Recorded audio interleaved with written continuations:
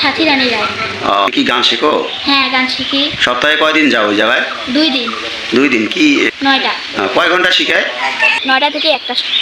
9টা থেকে শিখায়। মাস্টার কয়জন? 3 জন। 3 জন। কি শিখায়? দোতরা, তবলা, হারমোনিয়াম। এর মধ্যে কি শিখায়? কোন গান শিখায় তোমাকে?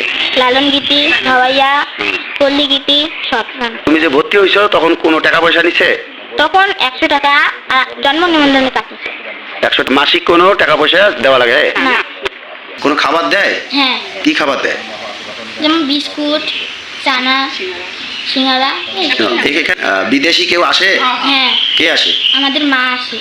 আমাদের একটু গান শোনাও তো।